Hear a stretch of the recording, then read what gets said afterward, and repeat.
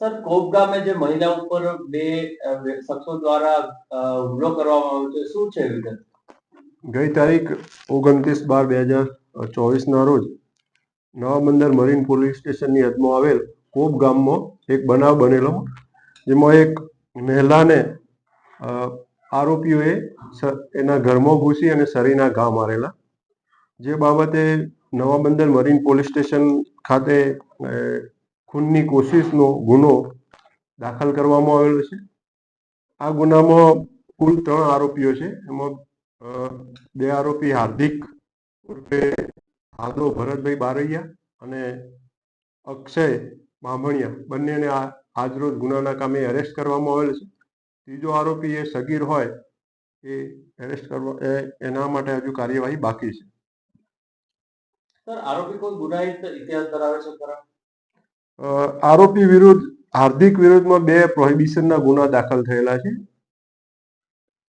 અને અક્ષય વિરુદ્ધમાં એક દીવમાં પ્રોહિબિશનનો ગુનો દાખલ થયેલો છે. સર, આરોપી 36 કલાક બાદ ક્યાંથી ઝડપવામાં આવ્યા?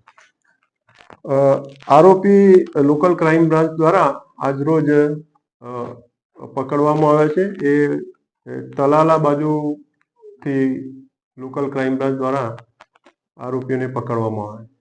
ગુનો કર્યા બાદ આરોપીઓ તાત્કાલિક ત્યાંથી ભાગી ગયેલા. લોકલ પોલીસ દ્વારા પ્રયત્નો જારી હતા. એ દરમિયાન લોકલ ક્રાઇમ બ્રાન્ચ દ્વારા આરોપીઓને આ ગુનાના કામે હસ્તગત કરી અને આજરોજ નવા બંદર પોલીસ સ્ટેશન સોંપતો એને કાયદેસર એરેસ્ટ કરવામાં આવેલ છે. સર, હુમલા પાછળનું કારણ શું હતું? હુમલામાં આ જે બેન છે, જે ઈજા જેને થઈ છે, એ અને હાર્દિક એ સંબંધી થાય છે. બેનના પતિ જે છે એના મામાના પક્ષે આ હાર્દિક સંબંધી થાય છે. એટલે હાર્દિકને કાકી છે એના ઘરે બેસવા જતા હતા. એટલે કાકીને આ ચડામણી કરે છે બાનું રાખી અને અગાઉ પણ બોલાચાલી ઝઘડો થયેલો અને બનાવના દિવસે દીવ ખાતે પણ એ સામસામા દીવ ગયેલા બેન અને એની દીકરી. તો દીવમાં આ બંને આરોપીઓ મળ્યા ત્યારે બોલાચાલી થયેલી. એની અદાવત રાખી અને ઘરે આવી અને આ બેનને ઈજા કરેલી. બનાવ બન્યો ત્યારે જે ફરિયાદી દીકરી છે તે હાજર હતી અને આ લોકોએ સીધે દીકરીની મમ્મી કે જે ઈજાગ્રસ્ત છે લસુબેન, એના ઉપર એટેક કરેલો અને એને ચપ્પાના ઘા મારેલા.